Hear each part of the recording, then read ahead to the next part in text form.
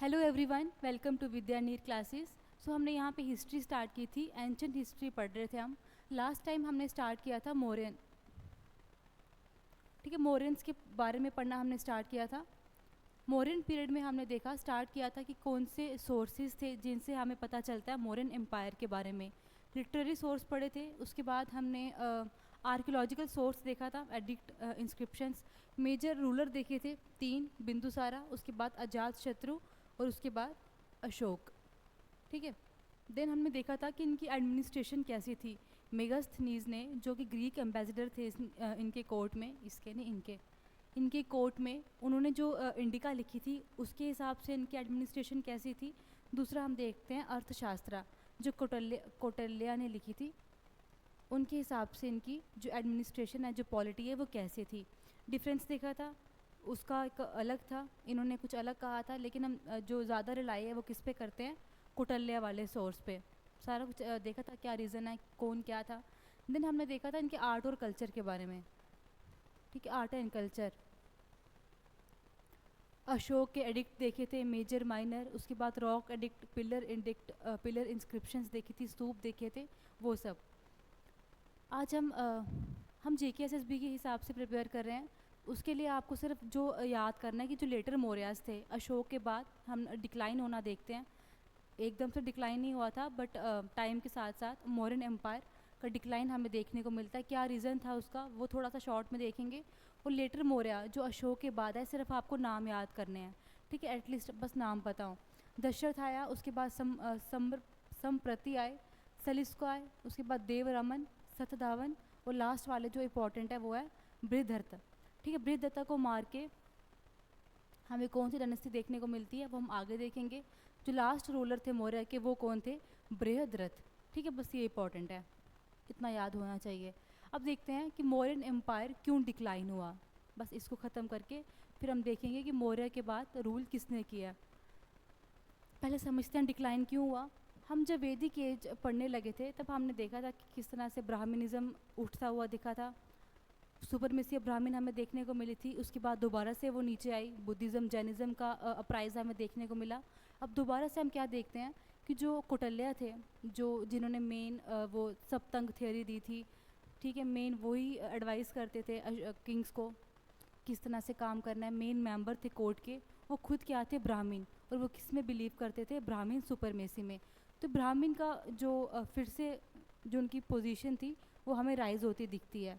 लेकिन same time पे हम क्या देखते हैं, अशोक की धर्म पॉलिसी, सेक्रीफाइस को मना किया था, है ना। जो ये पहले यज्ञ वगैरह होते थे उसके लिए मना किया। ऑल्दो उन्होंने कहा था प्रीस्ट वगैरह की इज्जत करो, बट जब सेक्रीफाइसेस कम होने लगे, पूजाएं अर्चना ये कम होने लगी, तो प्रीस्ट की इनकम क्या हो जाएगी, कम। मेजर सोर्स ही वही था उनका इनकम का।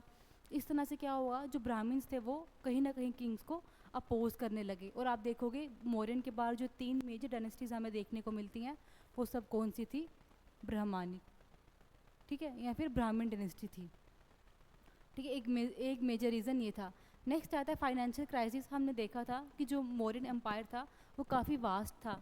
इतने बड़े एम्पायर को मेंटेन, इतना बड़ा एम्पायर उन्होंने मेंटेन किया था, इतनी आर्मी थी, इतने रिसोर्सेज थे, तो उन सब के लिए क्या हो रहा था, एक्सपेंडिचर्स हो रहे थे। और टाइम के साथ साथ वो एक्सपेंडिचर इतने बढ़ गए कि मौर्यन एम्पायर को क्या देखने को मिला, फाइनेंशियल क्राइसिस। ठीक है, आउट ऑफ मनी। नेक्स्ट है ऑपरेसिव रूल। कुछ ऑपरेसिव रूल यहाँ पे किंग्स की बात नहीं की गई है, क्योंकि अशोक ने धम्म पॉलिसी अपना ली थी। ठीक है, उनका कोई भी ये देखने को नहीं मिला कि उन्होंने अपने लोगों पे ऑपरेसिव तरह से कोई रूल किया था। लेकिन हमने यहाँ पे ऑफिशियल्स पढ़े थे, उन्होंने कुछ ऑफिशियल्स, इतने बड़े एम्पायर को अकेला एक इंसान मेंटेन नहीं कर सकता, उन्होंने कुछ ऑफिशियल्स अपॉइंट किए थे अलग अलग डिपार्टमेंट्स के लिए। और ऐसा कहना है कि कुछ लोगों का ये कंप्लेन थी, या उनके ये कहने थे कि जो वो लोकल ऑफिशियल हैं वो कैसे बिहेव करते थे लोगों के साथ, रूडली बिहेव करते थे, ऑपरेसिव वे में बिहेव करते थे। ये एक रीज़न था। और जो मेजर रीज़न आया था वो था अशोक की डेथ। अब अशोक की डेथ क्यों कारण बनी मौर्यन एम्पायर के डिक्लाइन होने का। अशोक एक काफ़ी ज़्यादा एफिशिएंट रूलर थे। ऑलमोस्ट पूरे इंडिया को उन्होंने मतलब पूरे इंडिया को कॉन्कोर कर लिया था। उस साइड भी, उस साइड पहले बिंदुसारा ने करके रखा था, नॉर्थ वाली साइड, डेक्कन वाली साइड उनके फादर अजातशत्रु ने किया, कलिंगा वाले साइड इन्होंने कॉन्कर कर लिया था। ऑलमोस्ट पूरा एरिया इनके अंडर था, और ये काफ़ी ज़्यादा एफिशिएंट रूलर थे। लेकिन जो अब ये बाद में देखते हैं, अशोक के बाद जो आए, ये इनमें से कोई भी रूलर ऐसा प्रूव नहीं हुआ जो इतनी एफिशिएंटली एडमिनिस्ट्रेशन को चला पाता। ठीक है, उसके बाद छोटे छोटे न्यू किंगडम। अब हमने देखा था जब महाजनपद थे, है ना, छोटे छोटे किंगडम में बंटे हुए थे पूरे इंडिया, पूरा जो एम्पायर था इंडिया का, जो टेरिटरी थी वो किस में बंटी हुई थी, छोटे छोटे किंगडम्स में। और वही कारण बना था कि जो फॉरेन वाले थे वो आके इन्वेड करना शुरू कर दिया। जब कोई रीजन कमज़ोर होगा, वहाँ का रूलर कमज़ोर होगा, ऑब्वियसली क्या होगा, जो बाहर के हैं वो आके अपना राज जमाएंगे। ये दोबारा से हमें देखने को मिला कि जब मौर्यन एम्पायर के बाद, या कह लो अशोक के बाद, वो इंटीग्रिटी दोबारा से ख़त्म होती दिखाई दी जो चंद्रगुप्त मौर्य ने सेट की थी। नेक्स्ट आते हैं अशोक पॉलिसी। अशोक की पॉलिसी धम्म पॉलिसी थी। अगेन वो किससे रिलेट करती है, दोबारा उन्होंने बोला सेक्रीफाइसेस नहीं करने हैं। दूसरा, प्रीस्ट के जो काम थे वो कम हो गए, और इनडायरेक्टली क्या हुआ, ब्राह्मण्स को इससे एडवर्स इफेक्ट हुआ। नेक्स्ट आता है फॉरेन इन्वेजन। दो इन्वेजन्स हमने पहले देखी थी, पर्शियन इन्वेजन जो धनानंदा के टाइम हुई, सॉरी अलेक्जेंडर इन्वेजन धनानंदा के टाइम हुई थी, उससे पहले पर्शियन इन्वेजन। अब दोबारा से हमें यहाँ पे 3 इन्वेजन्स देखने को मिलती हैं। नेक्स्ट आता है neglect of north west frontier. अब जो नॉर्थ वेस्ट वाला फ्रंटियर था, जहाँ पे वो गांधार कंबोज वाला था, तो वो एक वल्नरेबल एरिया था क्योंकि हिंदू कुश माउंटेन्स थी और कोई भी वहाँ से इजीली आके पेनिट्रेट कर सकता था। उसको, उस एरिया को सेव करने के लिए, जैसे हम चाइना वाली साइड देखते हैं, उन्होंने great wall of China build की थी, है ना, अपने बॉर्डर को सिक्योर करने के लिए। मौर्यन एम्पायर ने इस फ्रंटियर पे कोई भी इस तरह की सिक्योरिटी मेंटेन नहीं की थी, और यही रीज़न बना, पहले भी हिंदू कुश से आते हुए, हिंदू कुश पास करके, खैबर पास से आते हुए फॉरेन इन्वेजर्स ने इन्वेड किया था, और दोबारा से जो इन्वेजन्स है हमें सेम उसी बॉर्डर से देखने को मिलती हैं। ठीक है, कोई मेजर उन्होंने नहीं लिया था इस एरिया को प्रोटेक्ट करने के लिए। अब जो ये पोस्ट मौर्यन पीरियड है, जिसका टाइम है 3rd सेंचुरी बीसी, ठीक है, 20 सेंचुरी बीसी से लेके 3rd सेंचुरी बीसी तक, इसको हम क्या बोलते हैं, पोस्ट मौर्यन पीरियड, या ऐसा कह लो मौर्यन के बाद, और प्रॉपर जब गुप्ता एम्पायर आया उसके पहले। ठीक है, मौर्यंस के बाद और गुप्ता से पहले, इसको हम क्या बोलते हैं, पोस्ट मौर्यन पीरियड। और कहीं कहीं पे इस पीरियड को क्या बोला गया, डार्क एज। अब डार्क एज क्यों बोला गया है इसको, क्योंकि हिस्टोरियंस का ये कहना था मौर्यंस के बाद कोई भी ऐसा एफिशिएंट रूलर नहीं आया जो इंडिया पे रूल कर सकता। बट कुछ हद तक ये गलत भी है, क्योंकि आगे जो हम डायनेस्टीज़ देखेंगे, ऑल्दो उन्होंने इतने बड़े एरिया में एक साथ रूल नहीं किया, बट काफ़ी एफिशिएंट रूलर्स हमें देखने को मिलते हैं। और आर्ट एंड कल्चर में काफ़ी ज़्यादा ग्रोथ हुई थी इस पीरियड में, कनिष्क के टाइम। फिर हम देखेंगे मथुरा आर्ट, गांधार आर्ट, ठीक है, अमरावती आर्ट, वो कल कवर करेंगे, बट काफ़ी ज़्यादा डेवलपमेंट इस एज में हुई है। ठीक है, जब मौर्यन एम्पायर कोलैप्स हुआ तो उससे क्या हुआ, नए वेरियस पावर्स को एमर्ज होने की कंडीशंस मिली, सिचुएशंस मिली। अब देखते हैं उन डायनेस्टीज़ के बारे में जिन्होंने रूल किया था मौर्यन एम्पायर के बाद। सबसे पहले आते हैं शुंगा। इन्होंने रूल किया था ऊपर नॉर्थ ईस्ट वाली साइड, इनको हटा के फिर आए कनव। उसके बाद डेक्कन में हमें देखने को मिलते हैं सतवानास। ठीक है, अब फॉरेन इन्वेजन जिनकी हमने अभी बात की थी उनमें कौन कौन से, पहला इंडो ग्रीक बैक्टीरियन इन्वेजन हमें देखने को मिलती है, फिर शाकास का रूल मिलता है, उसके बाद प्रतिहांस का रूल मिलता है, और लास्ट में हमें कुशैंस का रूल मिलता है। फॉरेन इन्वेजन्स कल पढ़ेंगे, आज हम इन तीनों डायनेस्टीज़ के बारे में देखते हैं, शुंगा डायनेस्टी के बारे में, कन्नवास के बारे में, और सतवानास के बारे में। ज़्यादा डिटेल में नहीं, डिटेल में जाओगे तो आप सतवानास के बारे में 2-3 चैप्टर्स भी हम पढ़ सकते हैं, लेकिन आपको उतना पढ़ना है जितना हमें एग्ज़ाम में आ सकता है। सिर्फ मेन रूलर्स कौन थे, और अगर 1-2 डेवलपमेंट कोई हुई है इनकी टाइम पे तो। ठीक है, यहाँ से जब हमने महाजनपद पढ़े थे, मगध बीच में था, उसके बाद यहाँ पे जो छोटे छोटे महाजनपद थे हमने क्या देखा था, जैसे कोसाल हो गया, अवंती वत्सा, वो सारे अल्टीमेटली किस में मर्ज हो गए थे, मगध में। पूरा एम्पायर मौर्यंस के अंडर था बाद में। अब यहाँ पे किसने रिप्लेस कर दिया मौर्यंस को, शुंगास ने। शुंगास की टेरिटरी हमें कहाँ देखने को मिलती है, ये पूरी। ठीक है, यहाँ पे शुंगास का था, शुंगास के बाद यहाँ पे कन्नव्स आए, और ये जो नीचे वाला एरिया है इसको रूल किया था, क्या हो गया, सतवानास ने। ठीक है, डेक्कन में सतवानास थे, और यहाँ पे पहले शुंगा और उसके बाद कन्नव। बैकग्राउंड देखते हैं। The Shunga dynasty was established in 185 BC, about 50 years after Ashoka's डेथ। तो जब अशोका की डेथ हुई थी उसके तकरीबन 50 साल के बाद हमें किसका रूल वहाँ पे प्रॉपरली देखने को मिलता है, शुंगा का। अब अशोका के बाद 50 साल तक खाली रहा था मौर्यन एम्पायर, नहीं, हमने देखे थे, ठीक है, अशोक के बाद कौन कौन से रूलर आए, और लास्ट में कौन थे, बृहदत्ता, ठीक है, बृहदत्ता लास्ट रूलर थे जिनको किसने मार दिया था, पुष्यमित्र शुंगा ने। अब ये पुष्यमित्र शुंगा कौन थे, मौर्यन एम्पायर की जो आर्मी थी उसी में एक सेनापति थे, या फिर कह लो कमांडर इन चीफ थे, ठीक है, उसी आर्मी में काम करते थे। अपने रूलर को मार के उन्होंने क्या किया, अपनी डायनेस्टी इस्टेब्लिश कर दी। Pushyamitra Shunga became the ruler of Magadha and neighbouring territories. अब उन्होंने मारा रूलर को तो अपना डायनेस्टी सेट की और खुद क्या बन गए, वो रूलर। तकरीबन 36 ईयर्स तक इन्होंने रूल किया। इनका जो टाइम पीरियड है वो कब से कब तक है, 180 से लेके 150 BC तक, ठीक है। अब एक पॉइंट ये आ गया कि वो उनकी पोजीशन क्या थी। दूसरा, उन्होंने रूल कौन से टाइम पीरियड में किया है। एम्पायर की अगर बात करें तो यहाँ से जलंधर पंजाब तक, नीचे गोदावरी तक, और ये तो उनके पास था ही था मगध वाला रीजन, ठीक है। साउथ में गोदावरी नहीं, नर्मदा, यहाँ पे नर्मदा तक, उस साइड पंजाब तक, और यहाँ से उज्जैन तक, सेंट्रल इंडिया में उज्जैन, नीचे नर्मदा के एक्सटेंशन तक, और इस साइड पंजाब जलंधर तक। फिर दो इंपॉर्टेंट रूलर्स हमें देखने को मिलते हैं। जैसे हमने पहले पढ़ा, अशोक के बाद भी रूलर्स आए थे बट वो काफ़ी वीक थे। यहाँ पे भी इनके बाद भी रूलर आए थे, बट जो मेन इंपॉर्टेंट है, जिनकी टाइम पीरियड में कोई काम हुआ है, वो कौन कौन थे। पुष्यमित्र शुंगा, जिन्होंने इस्टेब्लिश की थी शुंगा डायनेस्टी, और इनके बाद आए थे अग्निमित्र शुंगा। पहले देखते हैं पुष्यमित्र शुंगा के बारे में।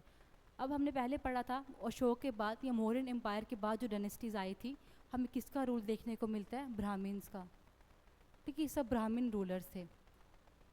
पुष्यमित्र शुंगा वाज ब्राह्मण आर्मी चीफ ऑफ बृहदत्ता, जो लास्ट रूलर थे मौर्यन एम्पायर के, ठीक है।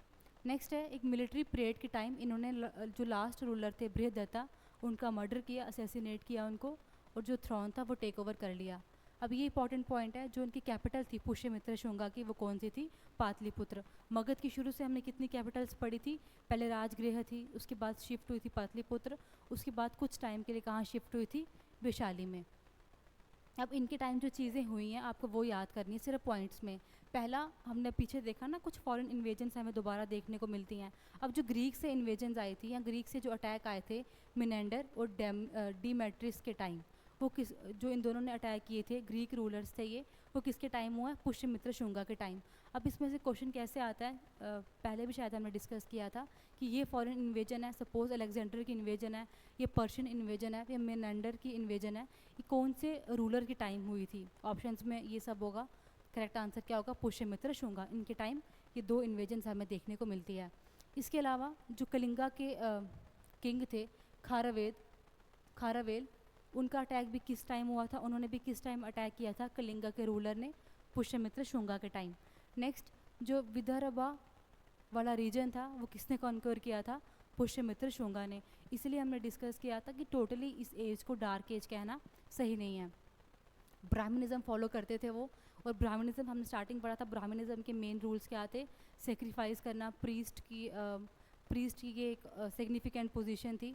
तो अब यहाँ पे जो इम्पोर्टेंट आता है, जब हमने वेद पढ़े थे उस टाइम शायद हमने डिस्कस किया था इंपॉर्टेंट यज्ञ कौन कौन से होते थे। आउट ऑफ दोस्त जो अश्वमेध यज्ञ था वो इन्होंने किया था, राजसूय यज्ञ इन्होंने किया था, और वज्रपया यज्ञ इन्होंने किया था। ये तीन मेन इंपॉर्टेंट सेक्रीफाइस हैं या यज्ञ हैं जो किसने परफॉर्म किए थे, पुष्यमित्र शुंगा ने। और ऐसा भी कहा जाता है कि जो बुद्धिस्ट मॉन्स्टरीज थी वो इन्होंने डिस्ट्रॉय की थी। जब हमने डिक्लाइन ऑफ बुद्धिज़्म पढ़ा था वहाँ हमने इनका नाम पहले पढ़ा था। इन्होंने बुद्धिस्ट की जो काफ़ी ज़्यादा प्लेसेस थी उसके ये डिस्ट्रॉय रहे हैं, ठीक है। According to Purana his reign lasted for 36 years, तकरीबन 36 साल तक उन्होंने रूल किया, और 155 BC में उनकी डेथ हो गई। नेक्स्ट आते हैं अग्निमित्र शुंगा, जो पुष्यमित्र शुंगा के बेटे थे, और उसके बाद उन्होंने थ्रोन संभाला। उनका जो रेन था वो कब से कब तक चला, 149 BC से लेके 141 BC तक, तकरीबन 8 साल। By this time Vidarbha broke away from the empire. अब विदर्भा जो रीजन था वो ऑक्यूपाई किया किसने था, कॉन्क्योर किसने किया था, पुष्यमित्र शुंगा ने।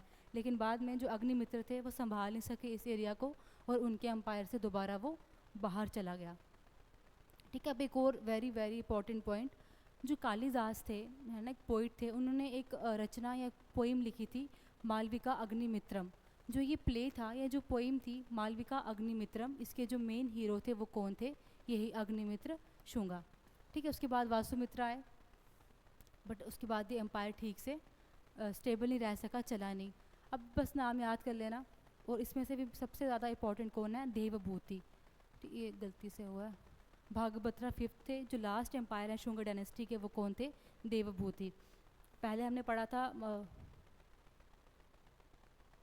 पढ़ा था पुष्यमित्र शुंग ने बृहदत्ता का मर्डर किया और खुद किंग बन गए।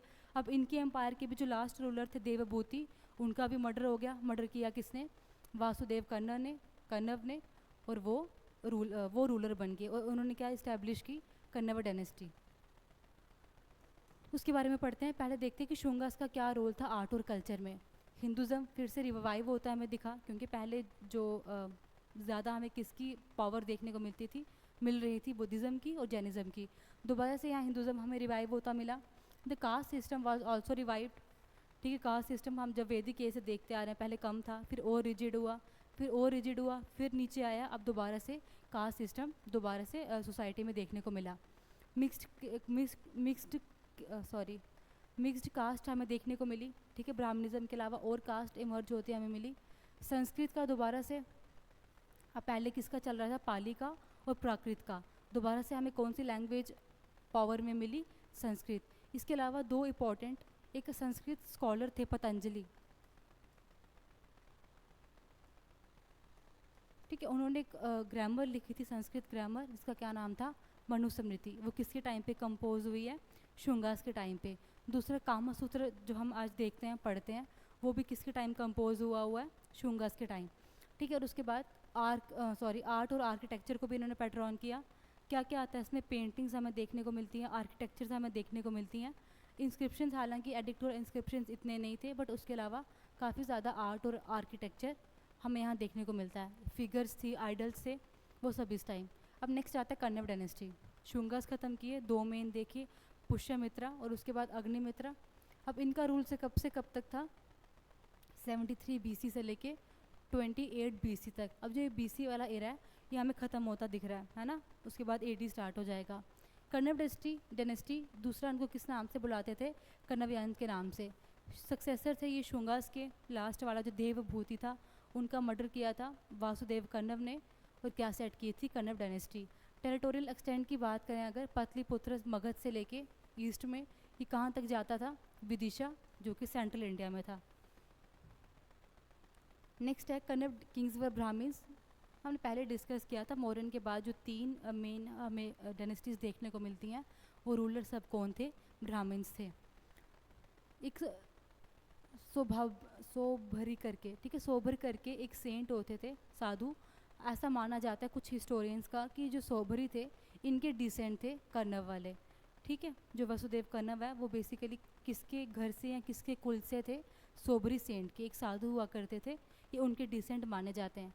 इनका रूल सिर्फ 45 ईयर्स तक रहा है। पूरी डायनेस्टी का ज़्यादा कुछ पता नहीं इस डायनेस्टी के बारे में। सबसे कम अगर हमें पता है इस पीरियड में, पोस्ट मॉडर्न पीरियड में, तो किसके बारे में? कन्नव्स के बारे में।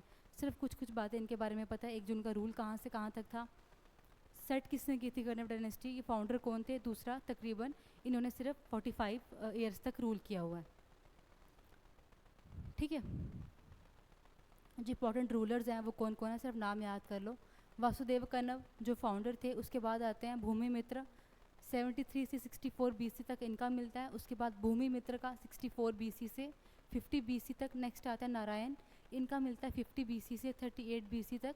और लास्ट आते हैं सुसरमन। ठीक है, सुसरमन, इनका कहाँ से कहाँ तक है? 38 से 28 BC तक।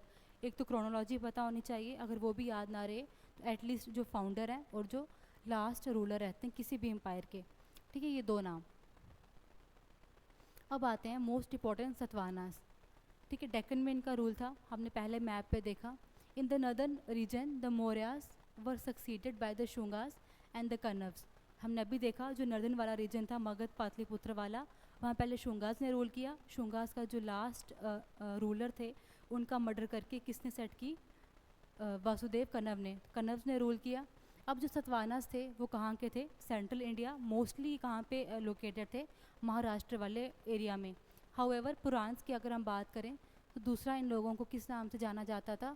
आंध्रास के नाम से। ठीक है, Satavahana kingdom majorly comprise present है आंध्र प्रदेश, इनकी जो टेरिटरी की बात करें, पहले हमने टेरिटरी देखी थी शुंगास की, उसके बाद कन्नव्स की, अब आते सतवानास की। इनकी टेरिटरी कहाँ थी? जो आज आंध्र प्रदेश है, महाराष्ट्र वाला रीजन है और तेलंगाना वाला रीजन है, ठीक है, सेंटर से आते आते डेक्कन वाली साइड। और उस टाइम उनका जो गुजरात वाला पार्ट था वो भी इंक्लूडेड था, कर्नाटक वाला पार्ट भी इंक्लूड होता था उनकी टेरिटरी में, और मध्य प्रदेश वाला भी। ठीक है, थोड़ा थोड़ा ये नज़र मार लेना जो उनकी टेरिटरी थी वो कौन कौन सी थी।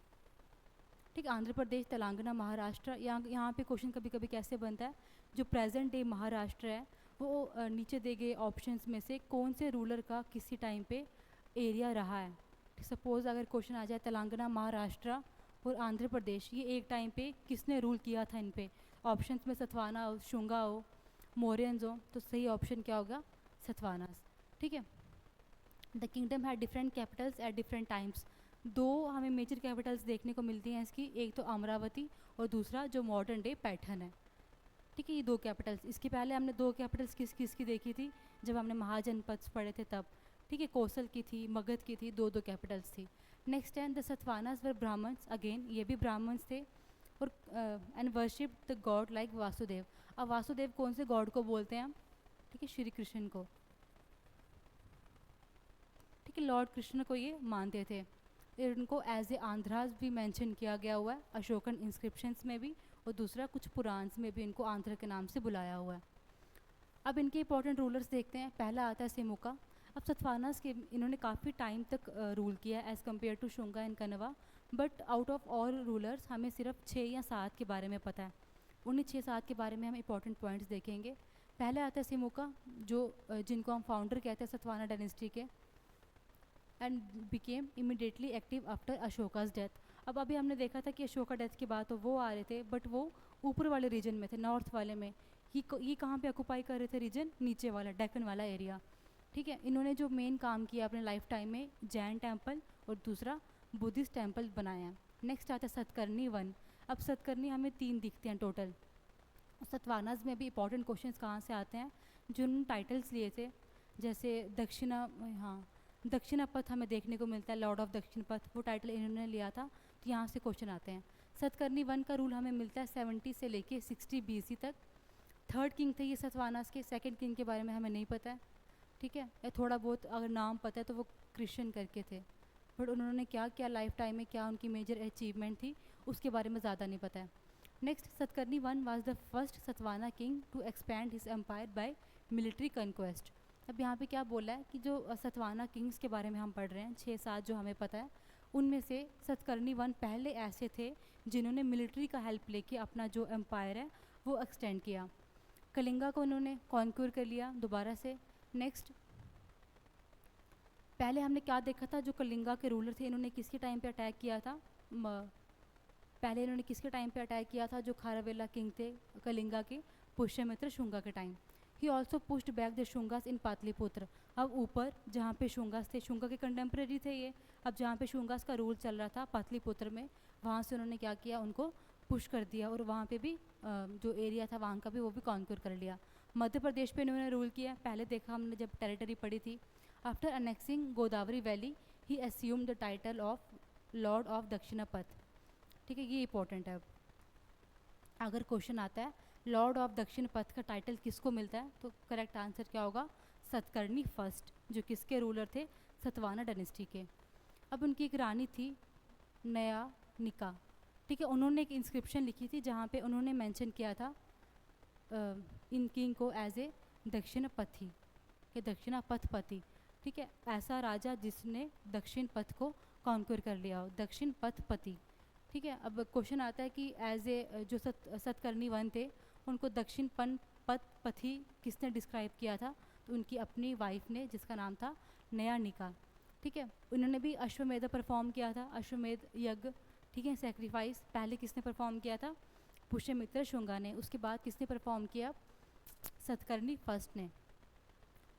ठीक है, 2 बेटे थे इनके, पर जब इनकी डेथ हुई थी तो जो इनके दोनों बेटे थे वो अभी छोटे थे, तो इनके बाद जो एडमिनिस्ट्रेशन थी, छोटा सा पॉइंट है, इनके बाद जो एडमिनिस्ट्रेशन थी वो किसने संभाली थी? उनकी वाइफ न्यानिका ने। ठीक है, नेक्स्ट आते हैं सतकर्णी फर्स्ट। अच्छा, ये सतकर्णी,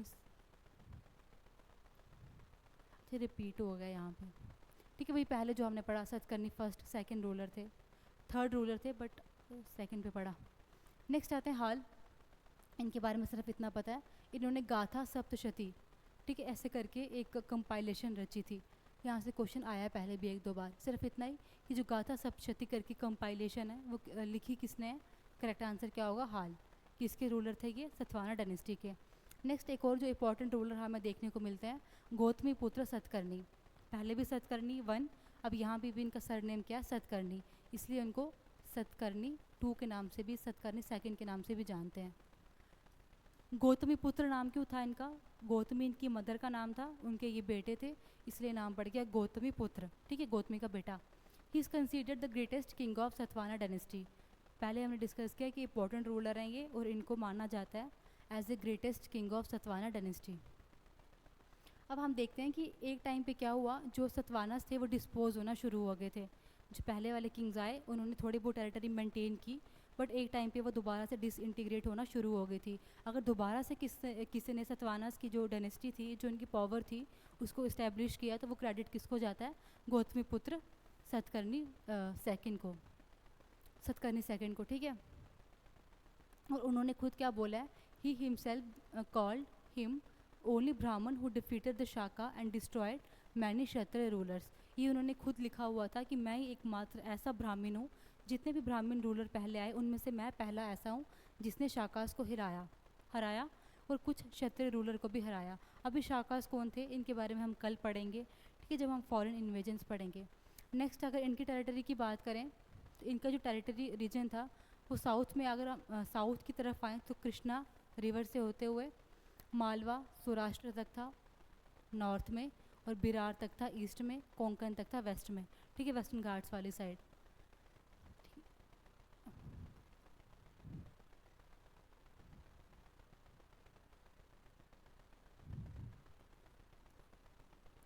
जब आप किसी की भी टेरिटरी पढ़ते हो तो इस तरह से याद कर लिया करो। वेस्ट तक कहाँ पे थी, बीच में किंग का नाम लिख के, जैसे हम पढ़ रहे हैं गौतमी पुत्र के बारे में। वेस्ट तक कहाँ पे थी, साउथ तक कहाँ पे थी, जैसे साउथ तक बिरार कोंकण रीजन तक थी, वैसे नॉर्थ में कृष्णा तक, ईस्ट में कहाँ तक, इस तरह से, ठीक है, साउथ में मालवा कोंकण रीजन, उस तरह से। He was given the title of Raja Raj and Maharaj, ठीक है, इंपॉर्टेंट पॉइंट है, यहाँ से भी क्वेश्चन बनता है। अब ये राजा राज मीन्स किंग ऑफ किंग्स, या फिर महाराज द ग्रेट किंग, ये टाइटल दोनों किसको मिले हैं, गौतमी पुत्र सतकर्णी को, ठीक है, यहाँ से क्वेश्चन बनता है। फिर नेक्स्ट है, इन्होंने हमने देखा था पहले किसके बारे में देखा था, इन्होंने जैन और बुद्धिस्ट टेम्पल्स बनाए थे। सबसे पहले किसने, सिमुका ने, और इसके बाद जो दूसरा हमें मिलता है वो कौन थे, गौतमी पुत्र सतकर्णी, ठीक है। इन्होंने भी बुद्धिस्ट मॉन्क को काफ़ी जो लैंड है वो डोनेट की थी अपने एम्पायर से, और क्या बनाए थे, इंस्क्रिप्शंस, कारले inscription, one of the most important inscriptions हैं इस टाइम के। ये किसके बारे में बात करते हैं, कारारेजी का विलेज के बारे में, जो पुणे में है, महाराष्ट्र, ठीक है। अब यहाँ से क्वेश्चन आता है, हमने पहले भी डिस्कस किया था जब हमने अशोका एडिक्ट और इंस्क्रिप्शंस पढ़े थे, कौन सी इंस्क्रिप्शंस में क्या डिस्क्राइब किया गया है, यहाँ से क्वेश्चन आता है। फिर नेक्स्ट आते हैं वशिष्ठ पुत्र पुल्लमई, इनका रूल रहा है 130 BC, ठीक है, 130 BC से लेके 154 BCE तक। He was the immediate successor of Gautami पुत्र। जैसे गौतमी पुत्र का रूल ख़त्म होता है, उसके बाद थ्रोन किसने टेक ओवर कर लिया था, वशिष्ठ पुत्र पुल्लुमई ने। The coins and inscription of Vashishtha पुत्र पुल्लमई are found in Andhra Pradesh. अब इनके जो इनके पंच्ड किए हुए कॉइन्स थे या इंस्क्रिप्शंस थे, वो हमें कहाँ पर देखने को मिलते हैं, आंध्र प्रदेश में, जिसका क्या मतलब हुआ कि इन्होंने आंध्र प्रदेश पर रूल किया हुआ है, ठीक है। According to Junagadh inscriptions he was married to the daughter of Rudradaman one. अभी रुद्र दमन वन के बारे में हम कहाँ पढ़ेंगे, अगेन जब हम कल शाकास के बारे में पढ़ेंगे। और यही रीज़न था जब शाकास के और सतवानास के बीच वॉर छिड़ी थी, जो शाकास थे उन्होंने ज़्यादा हार्म नहीं किया था इस डायनेस्टी को। क्या रीज़न था, क्योंकि शाकास के इनके साथ मैट्रिमोनियल अलायंस थे। नेक्स्ट आता है यजना श्री सातकर्णी। अब सातकर्णी पहले एक पढ़ा, उसके बाद गौतमी पुत्र, अब ये थर्ड, तो इनको किस नाम से भी जाना जाता है, सातकर्णी थर्ड, ठीक है। इनका रूल हमें देखने को मिलता है 165 BC से लेके 194 BCE तक।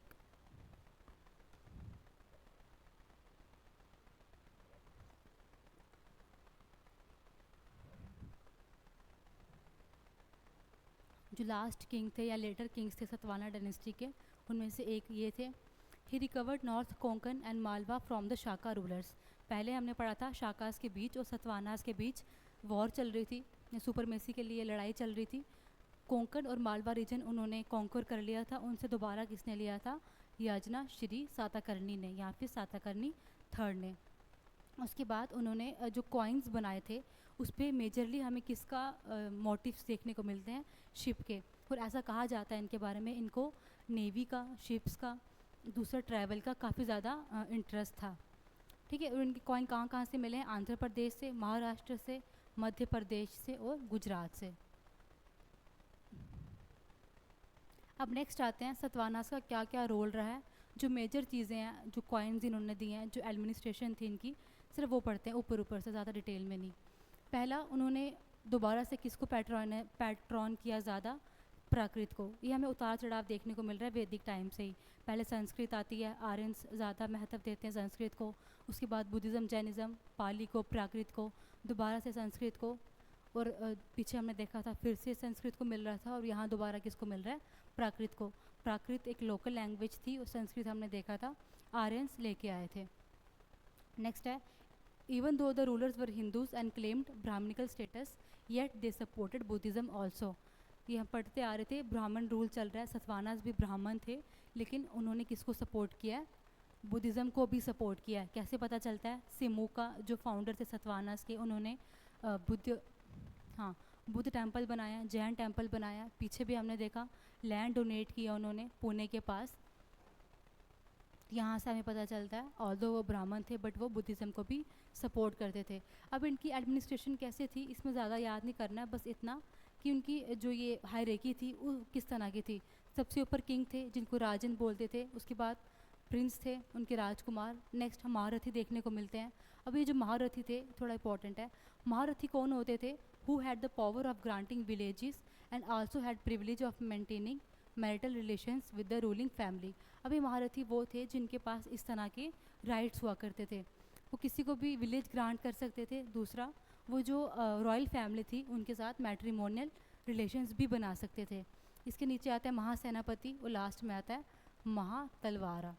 ठीक है, ये हायरार्की बस याद कर लेना, नाम याद कर लेना, इंपॉर्टेंट। उसके बाद एक और इम्पॉर्टेंट चीज़ जो हमें यहाँ देखने को मिलती है, कॉइन्स। ठीक है, कॉइन्स के बारे में देखते हैं। सिल्वर कॉइन हमें देखने को मिलते हैं, सिल्वर के अलावा कॉपर थे, लेड थे और पॉटिन कॉइन्स हमें यहाँ देखने को मिलते हैं।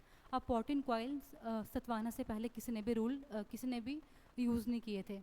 अलग अलग शेप्स के साइज़ के कॉइन हमें देखने को मिलते हैं। ये रेक्टेंगल है, ठीक है, रेक्टेंगल, स्क्वायर, ये वाले राउंड है, अलग अलग शेप्स के कॉइन हमें देखने को मिलते हैं। अब एक जो स्पेशल बात है इन कॉइन्स के बारे में, ये भी पंच मार्क्ड कॉइन्स थे। ठीक है, अलग अलग शेप्स या डिज़ाइन या कोई लिखी हुई बात इन पे पंच की हुई थी। अब जो ये पंच की हुई चीज़ें हैं इसमें हमें क्या क्या देखने को मिलता है? चैत्या सिंबल जो बुद्धिज़्म से रिलेट करता है, उसके बाद शेल सिंबल, ठीक है, शंख, सीपें, शंख, उन सब के सिंबल हमें यहाँ देखने को मिलते हैं। लोटस का सिंबल, नंदीपदा सिंबल, शिप सिंबल और स्वास्तिक सिंबल।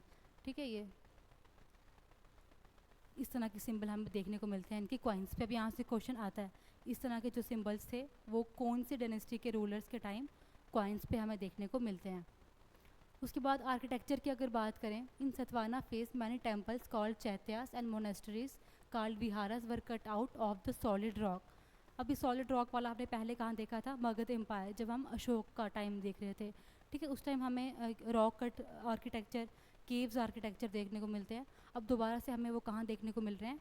सतवानास के टाइम चैत्यास बनाए थे इन्होंने, विहार्स बनाए थे। अब ये जो उन्होंने बनाए थे उसके कुछ एग्जांपल्स हैं। कारले चैत्या, पहले हमने कारले इंस्क्रिप्शन पढ़ा था, अब यहाँ पे क्या है? कारले चैत्या, वेस्टर्न डेक्कन में है। ठीक है, ये वाला। नेक्स्ट आते हैं, 3 विहार बनाए थे उन्होंने नासिक में, जो क्या कैरी करते हैं? नहापन की और गौतमी पुत्र की इंस्क्रिप्शंस। ठीक है, इन्हीं इंस्क्रिप्शन से हमें पता चलता है कि कौन से टाइम पे उन्होंने रूल किया होगा और वो किस तरह के रूलर रहे होंगे। अब 2 स्तूप आते हैं इंपॉर्टेंट, सॉरी ये कारले चैत्या नहीं है, एक ही अमरावती है, स्तूप है, ये चैत्या नहीं है, चैत्य प्रेयर हॉल्स थे। ये स्तूप है, एक अमरावती है और दूसरा नागार्जुन, हाँ दूसरा नागार्जुन। ये 2 स्तूप हमें देखने को मिलते हैं। इसके पहले जो स्तूप डिटेल में क्या उनका आर्किटेक्चर होता है, जो सेमी स्फेरिकल पार्ट है, उसके बाद छतरी लगी होती है ऊपर, कहाँ पे रैलिक रखा गया, ये हमने सब डिस्कस किया था। अब ये 2 इंपॉर्टेंट स्तूप हैं, अमरावती और नागार्जुन कोंडा। ये कहाँ कहाँ देखने को मिलते हैं? अमरावती, ठीक है, ये जो डेक्कन वाले रीजन में है, ये सेंट्रल रीजन में है। और उसके बाद दूसरा Nagarjuna Konda, it contains Buddhist monument and also their earliest Brahmanical brick temples. अब ब्रिक का यूज़ कैसे होता है किसी भी स्तूप में? ऊपर वाला जो पार्ट है वो बर्न ब्रिक्स का होता है, जो नीचे वाला है वो अनबर्नड का होता है। ये हमने कल डिटेल में देखा था, ठीक है। उसके बाद डिक्लाइन की अगर बात करें तो लास्ट किंग थे वो कौन थे? पुल्लवमी फोर्थ। हम पीछे भी डिस्कस किया कि किसी भी जो डायनेस्टी होती है, जो उसका फर्स्ट रूलर है और जो उसका लास्ट रूलर है, वहाँ से क्वेश्चन आना पॉसिबल है, ठीक है, एटलीस्ट उतना पता होना चाहिए। सतवाना का लास्ट किंग कौन थे? पुल्लवमी फोर्थ। उन्होंने रूल किया था 225 AD से लेके। अब यहाँ पे ट्रांजिशन देखने को मिलती है, जो हम पहले देखते आ रहे थे सब BC वाले थे। अब यहाँ पे जो उन्होंने रूल किया वो कौन से टाइम पे किया हुआ है? 225 AD में। और इनकी डेथ के बाद जो सतवाना था वो छोटे छोटे 5 किंगडम्स में डिवाइड हो गया है। अल्टीमेटली डिक्लाइन देखने को मिलता है हमें सतवानास का। वो 5 किंगडम्स कौन थे उनके बारे में डिटेल में जाने की ज़रूरत नहीं है। कल हम देखेंगे फॉरेन इन्वेजन्स के बारे में, कि जो पहले 2 पढ़ी थी, पर्शियन और उसके बाद अलेक्जेंडर। उसके बाद जो हम पढ़ते हैं कुशान्स की, शाकास की, इंडो ग्रीक्स की, वो कौन कौन इंपॉर्टेंट रूलर्स थे और उनके टाइम क्या क्या मेजर डेवलपमेंट हमें देखने को मिलती है। So thanks for watching.